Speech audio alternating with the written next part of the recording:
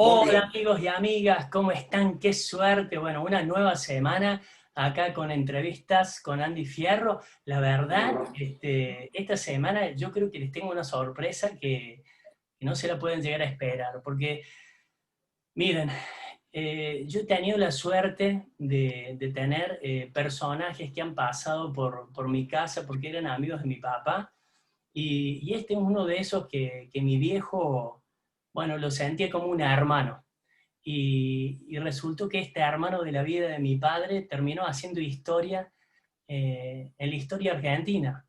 Así que bueno, para mí es un honor enorme tenerlo acá, egresado de la Facultad de Derecho de la Universidad Católica de Córdoba, ejerció como abogado hasta el año 93, fue profesor adjunto de la Cátedra de Facultad de Derecho de la Universidad Católica del 75 al 81, abogado en la Dirección General Impositiva de la Nación del 74 al 80, del 83 y durante 10 años fue asesor político del bloque de la Cámara de Diputados de la provincia de Córdoba.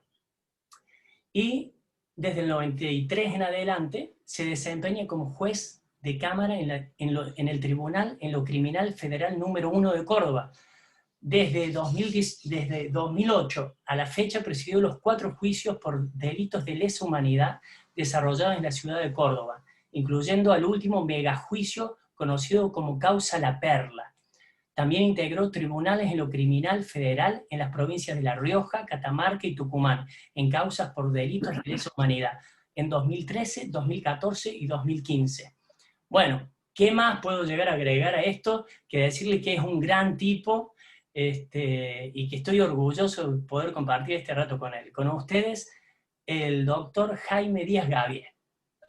Hola Andrés, qué gusto enorme de entablar contigo este contacto, vos desde la hermosa tierra colombiana, yo desde Córdoba, en la Argentina, pero unidos muy próximamente, como bien lo has dicho vos, en el afecto que tengo desde hace décadas, muchas décadas, que labramos con tu padre, con el doctor Ignacio Busto Fierro, destacadísimo abogado, poeta, escritor cordobés, hombre comprometido con una causa nacional y popular que en Argentina representa el peronismo, en el cual coincidimos durante mucho tiempo en nuestra militancia hasta que, bueno, vos lo has dicho bien recién, con mucha prolijidad, has hecho una síntesis pero muy prolija de mi currículum, al punto que veo que no tengo ya, no puedo esconderme en ningún lado, me tenés claramente identificado. Desde el año 93 soy juez federal de Cámara en Córdoba, donde efectivamente hemos hecho estos juicios que, de mucha trascendencia, porque creo que son, sinceramente, creo que son únicos en el mundo, en el sentido de que la Argentina fue capaz de juzgarse a sí misma en un momento que el pueblo recupera sus instituciones, allá por el año 83 en adelante, y se empiezan a develar los dramáticos crímenes cometidos por la última dictadura militar que impuso a la Argentina un terrorismo de Estado que realmente cometió crímenes muy atroces, los más graves que prevé nuestro Código Penal argentino. Bueno, durante muchos años no, eso estuvo como tapado, como contenido, porque seguía latente una resistencia del poder militar, y hay que decirlo también de un poder civil, que Ah, ciertamente los apoyó en esos momentos, y que, inquistado también dentro de la justicia, siempre trató de entorpecer la realización de estos juicios hasta que allá por el año 2004-2005, durante el gobierno del presidente Néstor Kirchner y después continuado por la entonces presidenta, hoy vicepresidenta de la República, la doctora Cristina Fernández de Kirchner, se establecen los derechos humanos como una política de Estado y se eliminan las dificultades de índole procesal, técnica que había, que me parece que es aburrido entrar en esos detalles, pero lo cierto es que se desbroza el camino que habilitaba la iniciación de estos juicios. Y efectivamente, bueno, hicimos en Córdoba los primeros juicios después de aquel original que se hizo en el gobierno del presidente Alfonsín, en el que se enjuició a las juntas militares, pero nada más que a las juntas, o sea, nada más que a las cabezas militares, pero no a todos los grados inferiores que eran quienes habían realmente cometido estos delitos de lesa humanidad, que son los que, como decía recién, a partir de la gestión del presidente Kirchner se habilita su enjuiciamiento, y son los que hemos venido llevando adelante, incluso hasta el día de hoy. En este momento estamos celebrando en Córdoba otro juicio de lesa humanidad por violaciones gravísimas, desapariciones, tormentos, desapariciones de personas, esa figura terrible que se estableció en la Argentina, que es literalmente desaparecer a personas que hasta el día de hoy no Sí, sabemos. todos recordamos esa nefasta transmisión en donde, si no me equivoco, fue Videla que decía, son desaparecidos, nadie sabe dónde están. ¿No? Así es. Decimos que como desentendiéndose, digamos, de la brutalidad y de bueno, Así es. una aberración Así es. realmente para todos los argentinos. Bueno, yo, para empezar, gracias. Para empezar, gracias porque hablo con vos y me emociono porque representas obviamente una parte muy, muy querida de mi familia y muy querida, yo creo, también de todos los que creemos en que la justicia es el camino para una construcción ciudadana, una construcción civil, una construcción de un país serio. Entonces te doy gracias a vos porque has llevado a cabo un sana en el corazón de todos, así que pero mira, yo siempre en estas, ya avanzamos mucho hacia esa parte que a mí la verdad que me emociona, literalmente me emociona. Pero yo quiero contarle a todos, contigo de la mano, cómo fue esa construcción de ese, no Jaime, sino Jaimito, ¿ah? Ese Jaimito que se crió ahí con un gran padre que también fue una antorcha también de seriedad, de transparencia, de guía. Y bueno, para quienes no lo sepan, acá Jaime viene de una dinastía, acá se le dice dinastía, acá en el Valle, en Valledupar, viene una dinastía bastante interesante que ha estado ligada al Poder Judicial, pero no solo eso, sino a la construcción nacional. Desde su bisabuelo, que en paz descanse, que fue un prócer nuestro, que además nació en Argentona. Parece que por una vocal ya estaba destinado a hacer historia en Argentina. Y bueno, Juan Viale Macé, que fue tu bisabuelo, ¿cierto? Así es. Así es. Entonces, este hombre que cruzó el charco y bueno, y dio su impronta ahí, y de ahí para adelante empezaron a llegar esta dinastía de hombres de ley, en donde también vos te sentiste como heredero de eso y diste para adelante esos pasos para ser un gran abogado. Pero contame, ¿cómo fue ese Jaimito? ¿Cómo fueron esos contextos que te fueron abriendo ese cariz interior que tiene que ver con esa búsqueda, ¿no? Del espacio de la justicia, de lo que está bien, de lo que está mal, y cómo jugaban ese papel tus padres en tu crianza? Contame un poquito por ese lado. ¿Ah? Bueno, está bien, qué buena meditación, digamos, que haces, Andrés, y qué consecuente, buena pregunta, porque uno, como decía Ortega, uno es uno y sus circunstancias, ¿no? Así es. A veces creo que todos nos preguntamos por qué llegamos a ser lo que somos, a veces para bien, otras veces para mal, o a lo mejor no para mal, pero en un camino a lo mejor de frustración, o más que de frustración, yo diría de insatisfacción. La vida a veces nos lleva por caminos que no son los que originalmente pensamos para nosotros mismos, y eso nos impide, en definitiva, a lo mejor de cumplir con nuestros sueños, con nuestras posibilidades. Empiezo tomando la primera parte de tu meditación, cuando hablas del valor de la justicia. Muy brevemente, para responder después a la pregunta específica que me hace, creo que hay una necesidad de revalorización de la justicia como factor de equilibrio y de restablecimiento del orden jurídico alterado, que es lo que nos permite como sociedad, y más aún como civilización, eh, ser capaces de convivir, aún en el marco de nuestras diferencias, que son todas legítimas, por supuesto, pero siempre que podamos expresarlas y se expresen dentro de un marco legal.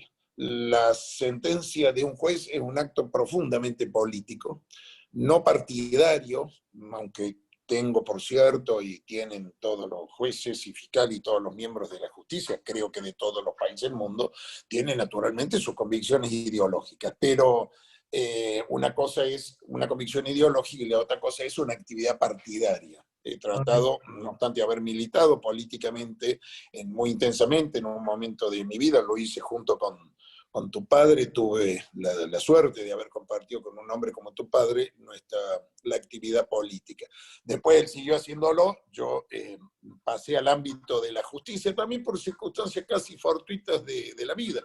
Alguien me entusiasmó con la idea, y acá empiezo a introducirme en la otra parte de tu pregunta. Empecé a... alguien me introdujo en esta posibilidad, bueno, empezamos a trabajar y eso finalmente, bueno, se concretó después de todo el proceso legal, digamos, por cierto, de designación de los jueces y que termine y concluye en la Argentina, creo que en todos los países básicamente es lo mismo, con un acuerdo del Senado de la Nación que, según los antecedentes de una persona y o resultado de su actividad académica y personal, le da un acuerdo, y entonces sobre la base de ese acuerdo del Senado de la Nación, el presidente de la República me nombró en definitiva como juez. Un poco te decía recién, bueno, producto en cierto sentido, producto del hacer. Yo había imaginado mi vida más en el mundo de la política, que me sigue apasionando como preocupación intelectual, pero finalmente hace 27 años que soy juez federal en Córdoba, en la Argentina, haciendo, yo creo que política en el sentido que te decía recién, en el sentido que el Poder Judicial es un poder del Estado y por lo tanto sus actos son políticos, y los jueces nos expresamos a través de nuestra sentencia, de manera tal que las sentencias son actos de políticos, actos de Estado, y en ese sentido, bueno, me tocó esto, incluso, fíjate la realización de estos juicios que vos haces mención por delitos de lesa humanidad, todos estos juicios por violaciones a los derechos humanos en la Argentina, y que en Córdoba tuvieron una especial gravedad, porque acá hubieron un comandante de las militar, digamos, conocido y reconocido por su particular ferocidad, digamos, en la ejecución de políticas represivas durante la dictadura militar. Bueno, yo lo he juzgado muchas veces, él ya murió condenado a prisión perpetua por el tribunal que yo presidía. Me tocó incluso juzgar a quien ejerció el gobierno de facto de la Argentina después del golpe militar del 24 de marzo de 1976, que se llamaba, porque también murió en prisión, condenado a cadena perpetua, Jorge Rafael Videla. Le tocó al tribunal que yo integro por sorteo la realización de ese juicio, literalmente por sorteo, porque una vez elevada la causa para su juicio, un sistema de computación determinaba qué tribunal iba a ser juzgado. Bueno, y tocó mi tribunal, que yo presidí en ese momento, así que aquel Jaime Chico, Jaimito, como dices vos, que provenía de una vieja tradición efectivamente jurídica de mi familia, de mi bisabuelo, de mi abuelo, de mi padre, que fue ministro de la Corte Suprema de Justicia de la Nación, Agustín Díaz Vialet. Y yo que desde chico supe que iba a ser abogado, de manera que cuando terminé mi colegio secundario no tuve ninguna duda de que mi destino era ese, aún no sabiendo bien lo que significaba ser abogado. Pero me pareció que era como algo que ya estaba escrito en mi destino. Afortunadamente me gustó el ejercicio de la profesión que durante muchos años hice, bien recordabas vos, siempre he sido, siempre he pertenecido, digamos, ejercido la función de abogado desde la administración pública, fui abogado del órgano recaudador de impuestos de la Argentina, fui asesor de un gremio, de un bloque político en la legislatura, y finalmente salió esto que yo relataba recién, esta posibilidad de ser juez hace ya 27 años que estoy en esta tarea que todavía me entusiasma, que todavía me gusta y donde creo que todavía hay mucho que hacer, porque la tarea de la justicia no termina nunca. Claro. Siempre hay violaciones, ¿no? Al orden jurídico, siempre hay injusticias que nosotros los jueces tenemos que ir a reparar si cumplimos con nuestra función con responsabilidad, con honestidad y con probidad, ¿no? Claro. Vos sabés que dentro de eso, dentro de la actividad misma, bueno, pero no me dejé con las ganas de saber cómo eran esos contextos, antes de que sigamos. ¿Cómo era ese Jaimito? Contame cómo eran esos padres ahí acompañándote en esa niñez, esa adolescencia.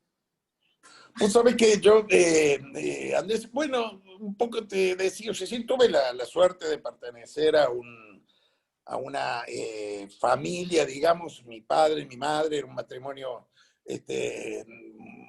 muy adorable, muy bien constituidos, se quisieron mucho, fueron muy buenos padres, y tuvieron 6 hijos. Yo soy el menor de todos. Algunos de mis hermanos mayores o algunas de las personas que conocían el núcleo familiar dijeron que por ese motivo a lo mejor yo era favorecido con algunas de sus actitudes. La verdad que yo creo que no, en verdad te digo, sinceramente, creo que fui un buen hijo, en el sentido que siempre estuve atento en qué podía ayudarlos, en qué podía hacer yo. Por ello ellos fueron buenos padres conmigo y creo que yo fui un buen hijo con ellos. Y cuando mis dos padres murieron, yo los vi allí en su lecho de muerte y sinceramente te digo, tuve el consuelo, no se puede decir satisfacción, pero sí el consuelo de saber que yo los había ayudado, acompañado, lo mejor que pude hasta el día de su muerte. Y bueno, de aquel chico que jugaba en la calle Ambrosio Olmos de Córdoba, en los baldíos y en las veredas, a la pelota, y mi padre me mandaba retándome a que fuera a estudiar, hasta que después fui, bueno, al colegio secundario, donde fui un buen alumno, fui un buen estudiante universitario. ¿Tuviste ahí la medalla de oro, cierto? ¿O me equivoco? De mi mérito. Sí, fui el primer promedio de mi promoción, lo tomé con mucho entusiasmo el estudio del derecho. Después la vida política que en ese momento empecé a hacer, me empezó a llevar un poco por otros caminos, abandoné un poco la academia, digamos, y me dediqué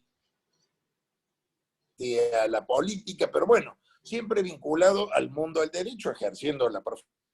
Realmente, como te contaba, la función judicial desde hace 27 años. Claro. Vos sabés que, bueno, ahora, pasando el No zapato... no sé si te respondo. No, totalmente, totalmente, muchas gracias. Hablando sobre, bueno, vos sabés que últimamente a mí me pasa que en este contexto que estamos viviendo de la pandemia, de este sistema financiero mundial especulador, esta, esta forma también que tenemos los latinoamericanos de estar siempre mirando hacia ese norte de Estados Unidos, que entre otras cosas tiene completamente legislada la corrupción a través de los lobbies, ¿no? Entonces, bueno, esa es una presunción que yo tengo. De pronto vos me decís, no, ¿viste? Pero esa es una presunción que yo tengo ahí. Yo digo, y hilándolo también con todo el proceso militar y demás, en tu fuero interno, ¿vos crees que esto de la Operación Cóndor, el Plan Cóndor, es algo que lo tenemos que circunscribir solamente a un tiempo específico o, o como Morgan en su momento dijo, América para los americanos, ¿no? Y es parte de algo que se extiende y que además afecta sí, nuestras democracias, que además tampoco son tan nuevas, ¿no? O sea que son bastante, creo, débiles de pronto. ¿Cómo sentís que afecta? eh, y si existe para vos todavía en el tiempo un plan Cóndor que de alguna forma nos toca. ¿Cómo ves eso? Creo, creo absolutamente que sí, Andrés, es una historia que afecta a todos nuestros pueblos latinoamericanos, a toda aquella patria grande que imaginaron de Simón Bolívar, desde Venezuela y Colombia en el norte de la América del Sur hasta San Martín en el extremo sur de la América del Sur, pasando por todos los hombres que a lo largo del siglo XIX y XX han ido luchando y sacrificando sus vidas y casi siempre, desgraciadamente, inmersos en un clima de violencia y de sangre que siempre, siempre, me parece, respondía y sigue respondiendo, esto es lo dramático, a la misma historia de siempre, en aquellas luchas del siglo XIX que trajo la independencia a nuestros países, el imperio dominante era el británico, después a partir de comienzos del siglo XX y un poco entrando ya la primera cuarto o primera mitad del siglo XX, reemplazó ya desembosadamente por el imperio norteamericano. Que tienen y tuvieron siempre sus intereses y que sometieron a nuestros países al esquema que convenía a sus intereses, a los de ellos, no a los nuestros. Hay episodios en América donde hay claros intentos de rompimiento de ese esquema. El peronismo en la Argentina fue muy claramente y muy exitosamente durante una década en que se produjo un proceso de industrialización, de reparto de la riqueza nacional, de justicia social y de soberanía política. Pasó, por cierto, Incluso ¿no? en ese momento hay una frase de Winston Churchill que decía que era más peligroso el peronismo que el comunismo. Porque venía a romper esta dicotomía es o estás con nosotros en un proceso de capitalismo liberal o necesariamente caes en el colectivismo marxista. Y el Correcto. peronismo vino a traer una idea absolutamente novedosa en el mundo post Segunda Guerra Mundial, que es ni una cosa ni la otra. Mantenemos un sistema de capitalismo, pero con espíritu humano, con un rostro humano de desarrollo y de todos los sectores de la sociedad, de hacer emerger a los sectores más postrados y sometidos, redistribuyendo la riqueza nacional de otra manera. Bueno, pero eso también fue frustrado por los golpes militares, uno de cuyas últimas expresiones más brutales, yo diría que Claro. la más brutal de todas, fue precisamente la que mencionaba recién, a partir del año 76, donde la dictadura militar en la Argentina establece un sistema económico de liberal absoluto y descarnado, y para lo cual necesitaba eliminar a toda forma de oposición política, ¿qué es lo que produjo en la Argentina? 30.000 muertos y desaparecidos. 30.000 muertos y desaparecidos. Es lo que estamos juzgando ahora. Pero es tremendo que todavía sobrevive. Yo veo que, por ejemplo, desde Estados Unidos, el presidente Trump no admite, por ejemplo, que estos países latinoamericanos reciban créditos de China, porque ellos consideran que América Latina es su patio trasero, realmente trasero, para el punto tal que no lo vayan muy seguido, salvo cuando algo los molesta mucho, y entonces sí lo vayan de cualquier manera.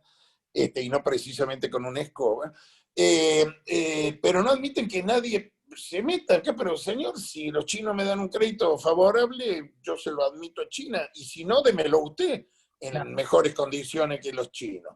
Bueno, esta es una lucha que tenemos todos los países latinoamericanos. Lamentablemente me parece que en estos momentos, en estos tiempos, digamos, hay una restauración conservadora, neoliberal, prácticamente en todos los países de América Latina, salvo, como siempre, el fenómeno del peronismo, que viene a entorpecerles todos sus planes. El advenimiento del pueblo nuevamente a sus instituciones a partir de diciembre del año pasado, con el gobierno del doctor Alberto Fernández Y y la además fue un vicepresidencia. quiebre, eso también fue un quiebre dentro del eje del sur, porque, Así es, claro, porque tenías a Brasil, después así del es, golpe de Estado que se dio allá en Bolivia, y obviamente así es, estaban esperando que acá gane de nuevo Macri. Y esto fue así es. un romper, digamos, esa estrategia, digamos, de volver a tomar el mando de todo esto. Ahora, en el medio,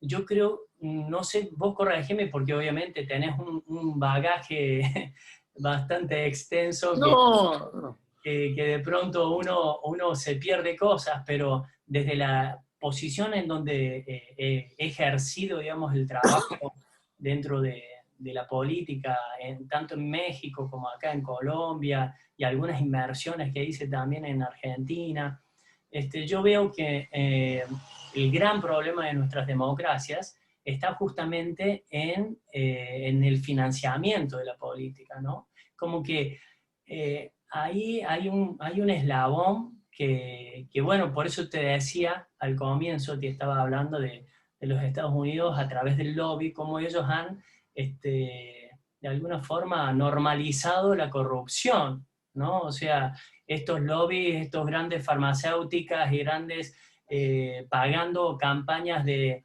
senadores que le dicen al pueblo que van a hacer algunas leyes para ellos, cuando en realidad la van a hacer para quien le puso la plata. O sea, entonces, ¿cómo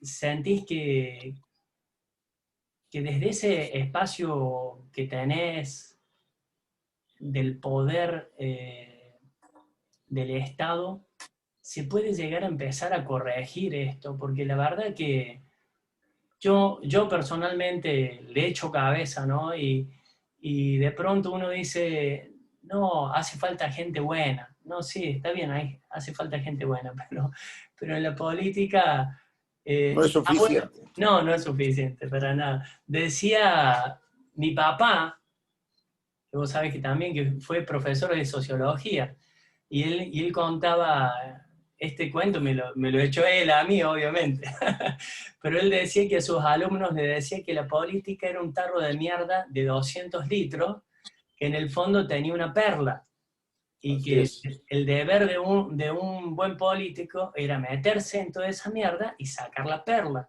y la perla era el bien común.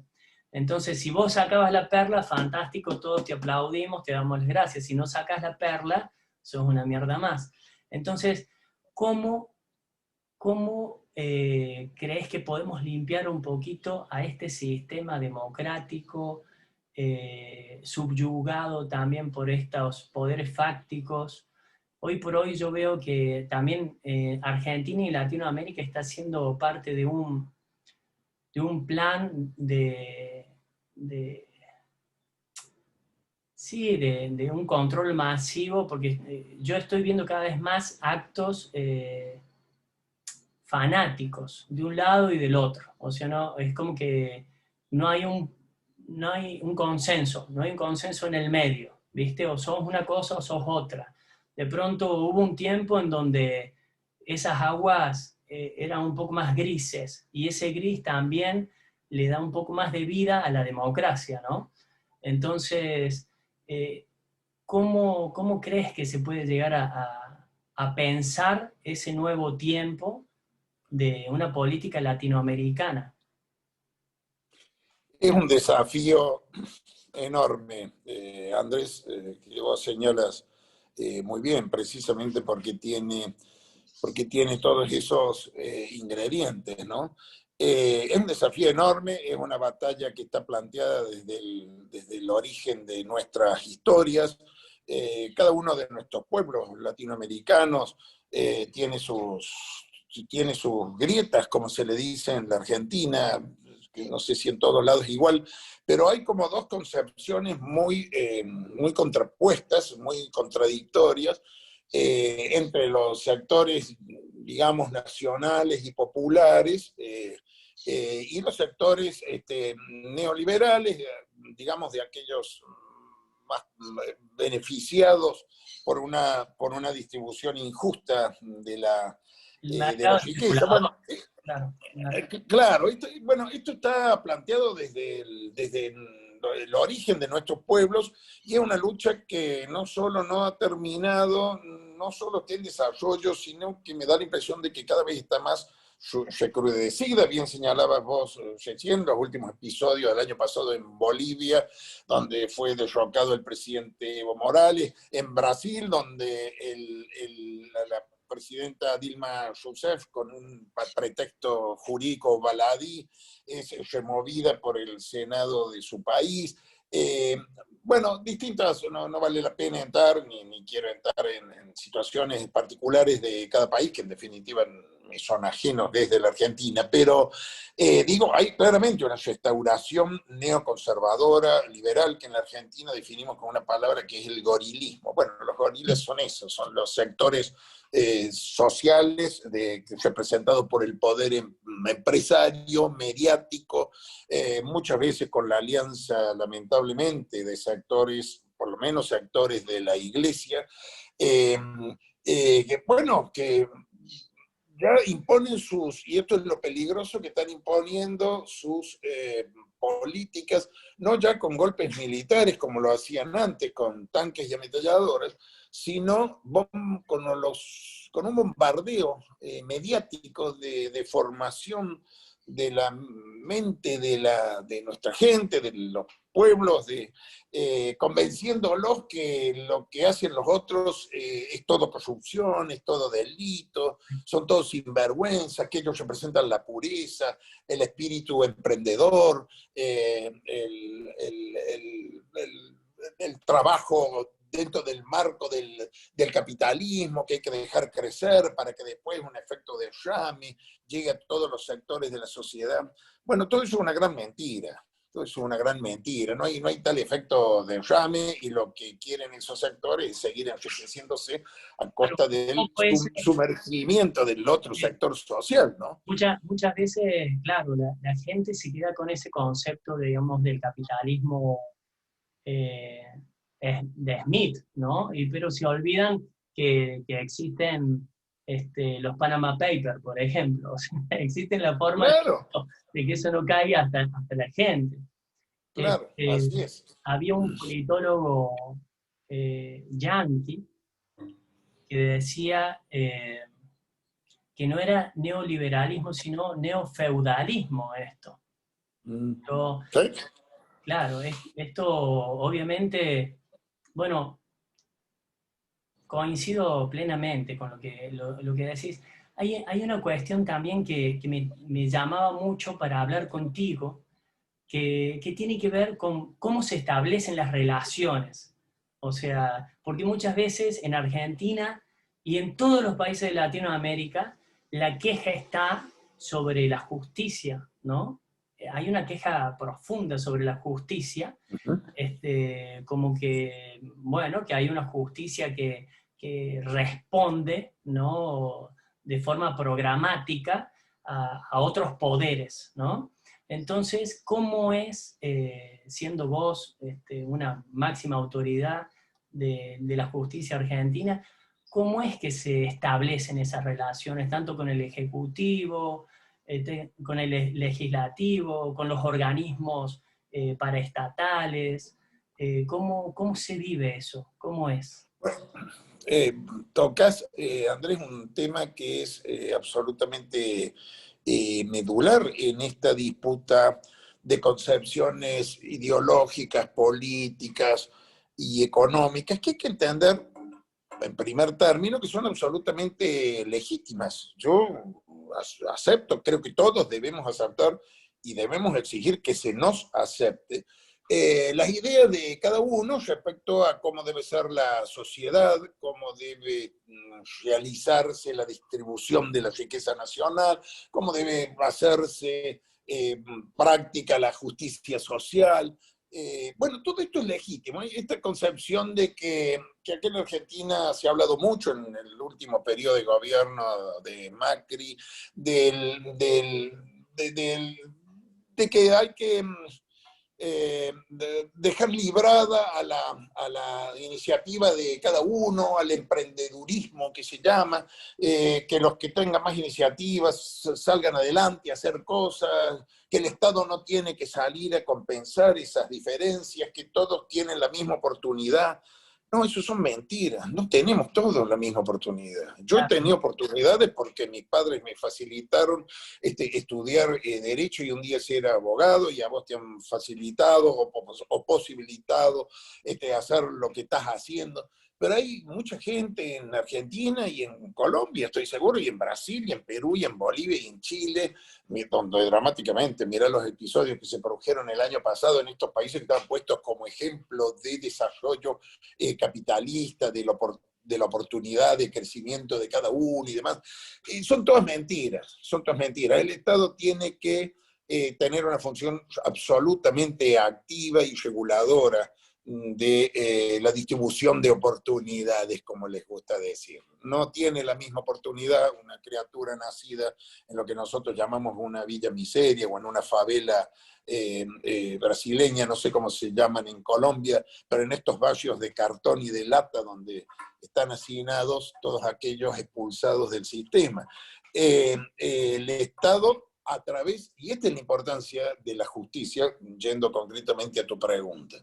Fíjate qué curioso, lo primero que han hecho históricamente las dictaduras militares y sus apoyaturas civiles, que siempre las tuvieron, y hoy incluso estas dictaduras civiles ganadas con el voto de gente a quien se le ha bombardeado mediáticamente de una manera tal que se ha conseguido verdaderamente deformar su conciencia social. Lo primero que hacen es captar la justicia. Lo primero que hacen es tomar las Cortes Supremas, los tribunales superiores como el que de provincia, otros tribunales federales como el que yo integro. Tratan de colonizar inmediatamente la justicia, porque si hay una justicia que responde verdaderamente a las necesidades de la gente y está atento a un restablecimiento del orden jurídico, social y económico alterado, entonces no serían posibles el establecimiento de estas diferencias sociales y económicas tan monstruosas. Por eso, bueno, la lucha es justamente, aunque a lo mejor no se toma mucho conciencia, parece que la cosa pasa por tomar el control solamente de la Cámara de Diputados, o de la Cámara de Senadores, o de la gobernación de la provincia. Yo tengo la teoría de que lo que primero que hay que tomar el control, pero dentro del marco legal, por cierto, es de la justicia, es decir, asegurar en la justicia la promoción y la designación de jueces comprometidos con yo diría, un sometimiento absoluto a la justicia, ¿no? Perón decía siempre dentro de la ley todo, fuera de la ley nada. Si no hay jueces que privilegien la justicia por la resolución de la ley por encima de los intereses que se afectan. Ciertamente se afectan intereses con cada sentencia. Si eso no se tiene muy claro, entonces siempre van a supervivir estas formas, de estas nuevas dictaduras que tienen una fachada de legalidad, que han llegado por el voto popular. Esto es lo que las hace muy difícil de combatir, digamos, o de tratar de modificar, pero que en el fondo se convierten en instrumentos de injusticia. Claro. Entonces, la lucha es esa, tratar de promover en la justicia jueces que estén, no partidarios, no que pertenezcan a mi mismo partido, jueces que estén comprometidos con la ley, realmente, y no con los intereses de aquellos que los mandan a proteger sus intereses, digamos. Total. Vos sabés que dentro de eso me pareció como interesante, que bueno que pensemos, o más bien que penses vos, yo te lo tiro, ¿cómo sería esta construcción, digamos, de un concepto de justicia, ¿ya? Desde estos albores de una sociedad que empieza a extinguirse en sus formas que hasta ahora lo sostenían, ¿no? ¿Cómo te digo? ¿Cómo vos sabés que estos tiempos en donde Internet tiene un poder sobre la sociedad entera, donde lo que se llama la posverdad, el tiempo de posverdad, en donde cualquiera tiene el mismo peso que cualquiera, ¿no? Y donde esos límites y usanzas que antes nos cobijaban empiezan a extinguirse. Y incluso dentro de esto también sabemos que hay un sistema industrialista también que viene decayendo. Con eso también se van a ir deshaciendo esos conceptos, esos modelos de familia, de relaciones, ¿no? Entonces, ¿cómo surge esta nueva idea de justicia desde este constructo histórico-social que es muy incierto y que además junto con todo eso aparece esta pandemia, ¿no? que nos lleva a unos límites sociales, económicos, espirituales muy, muy bravos, digo, ¿no? ¿Cómo sentís que esta justicia, de qué se tiene que agarrar este concepto nuevo de justicia, estos nuevos tiempos que vienen? Buena pregunta, buena pregunta la tuya, Andrés, que se están haciendo, creo, en este momento todos los líderes bien intencionados, digamos, del mundo, o no tan bien intencionados, pero que se enfrentan evidentemente con una realidad muy cambiante y que, como bien lo señalas, a partir de hace muy poquitos meses, hace nada más que 6 meses, 7 meses, 8 meses, ha recibido este ingrediente dramático y fatal de una pandemia que nadie sabe cómo se cura, qué se hace, que nos tiene a todos esperando unas vacunas maravillosas que en algún momento saldrán, pero mientras tanto se está llevando la vida de muchos miles y cientos de miles y quizás de millones de personas en el mundo y de contagiados en cantidades, bueno, superlativas. La verdad que tu pregunta, sinceramente, no tengo respuesta. Yo no tengo esperanza que la pandemia deje después de su paso un mundo mejor. Al contrario, te diría, me parece que va a exacerbar las contradicciones de una sociedad donde los poderosos que están perdiendo plata, concretamente, porque el parate económico también les ha hecho perder plata. Ellos van a querer recuperarla más rápidamente. Y los sectores del trabajo, los que tienen la suerte de tenerlo, y qué decir de los que no tienen este trabajo, y no tienen hoy a dónde trabajar, porque la economía está parada, o por lo menos no tienen la posibilidad de trabajo que tenían antes.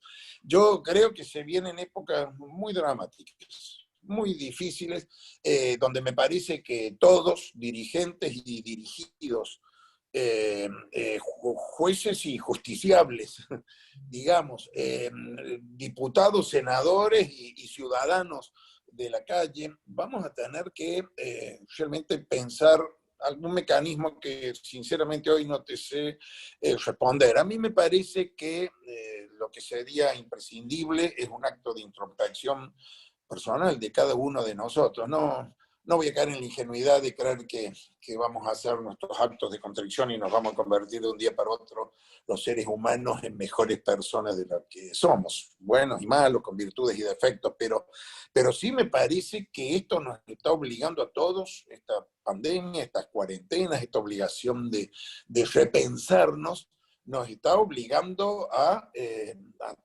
tomar en algún momento y a la brevedad y ya mismo quizás decisiones valientes, ¿no? Decisiones de otra índole. Si no, vamos a un estallido mundial, digamos, muy, muy complicado, donde por supuesto los países ricos van a tratar de preservar su riqueza y sus dominios, y los países como los nuestros, proveedores de las materias primas y demás, se van a ver cada vez más apretados. Me parece que los pueblos tienen que tomar conciencia de esto, tienen que tomar conciencia de cómo votan hoy en día, tienen que saber a quién eligen para que dirija sus destinos. No sé, sinceramente, Andrés, quisiera darte una respuesta más concreta, no la tengo. Yo creo que por lo pronto cada uno, vos, yo, vos desde tu tarea de difusión, de artista, yo desde mi tarea judicial, el abogado, el plomero, el médico, el zapatero, el albañil, cada uno debe empezar a replantearse cómo hacer su trabajo de la manera más decente, más noble, más esforzada, y exigiendo a sus dirigentes respuestas muy concretas a su problemática, ¿no? Y renovan y cambiándolos cuando no respondan adecuadamente, cambiándolos con el voto, aceptar que la democracia tiene sus tiempos. En la Argentina hemos sobrellevado 4 años de un verdadero desastre, la peor pandemia que recibió la Argentina, la pandemia, me parece, del último gobierno que presidía Mauricio Macri. Bueno, el pueblo argentino lo soportó mal, pero pésimos resultados. Pero bueno, cuando llegó el momento de votar, el año pasado votó de nuevo y lo derrotó a Macri por muy amplio margen. Esos sectores que Macri representaba hoy están complotando de nuevo, están tratando de dificultar el Sí, además gobierno hay, actual, ¿no? además hay sectores, obviamente, políticos que tradicionalmente eran representantes también de ese pueblo y que también traen una confusión mayor al asociarse a esos discursos, ¿no? Eh, Así es. yo, mira, no quiero quitarte más tiempo y bueno, y vos que estás de ese otro lado, espero que esta charla te esté sumando mucho valor y date cuenta que acá tenemos a una palabra mayor en derechos humanos. Así que yo personalmente me siento en las nubes. Espero que vos también. No, Querido, no, por supuesto. querido amigo, padre, hijo, todos los roles, ¿no? Hijo, padre, primo, amigo, marido, juez. Pero vos, ¿cómo te definís? Como todo eso, Andrés, porque soy eso, he tratado de ser, y trato todos los días de ser un buen juez, pero soy un ser humano. Ciertamente tengo mis pasiones, ciertamente cometo mis errores, tengo mis flaquezas, mis debilidades, pero me parece que lo importante es tener conciencia de eso. Digo, en el plano estrictamente profesional, bueno, si mis sentencias están equivocadas, hay instancias superiores que por vía de apelación o de casación, estos son términos más jurídicos procesales, pueden ser revisadas y, por cierto, modificadas. Como padre, como hijo, como amigo, como bien decías vos, bueno, yo espero siempre de los amigos esto, que me señalen en qué me equivoqué, en qué estoy actuando mal, digamos, en qué no he sido justo en el trato con una persona. Me parece que uno debe, vos sabés que yo siempre recuerdo y cito algo que mi padre me dijo cuando estaba ya en su lecho de muerte, le faltaban muy pocos días para morir cuando yo asumí como juez allá en el año 93, y ya en su lecho de muerte un día me dijo: Jaime, vas a ser juez, hacer las cosas de una manera tal que cuando apagues la luz a la noche puedas dormirte tranquilo. Bueno, yo he tratado de hacer eso, Andrés, desde luego en el ámbito de mi actividad profesional como juez. Te confieso que puedo dormir tranquilo todas las noches en ese sentido, más allá de que me puedo equivocar y mis sentencias, y algunas han sido, por cierto, corregidas por instancias judiciales superiores, pero digo, básicamente sé que resuelto con la mejor, con mi mejor leal saber y entender. Si me he equivocado, que me corrijan, pero puedo dormir tranquilo. Y en el ámbito de las relaciones humanas y personales, bueno, muchas veces amigos, quizás uno de ellos fue tu padre, mi querido y siempre entrañable recuerdo con Ignacio, con Nacho Busto Fidello, como le decíamos, que muchas veces me dijo: Jaime, en esto no estoy de acuerdo con vos, me parece que tu opinión en esto está equivocada. Ah, mire, qué bueno que es que un amigo tenga una opinión mejor que la nuestra y que tenga la inteligencia de convencernos de que su opinión es mejor que la mía, y entonces yo inmediatamente la adopto, La porque adopto. no tengo ridículos complejos. Si tu idea es mejor que la mía, yo te la aplaudo inmediatamente y la hago mía también.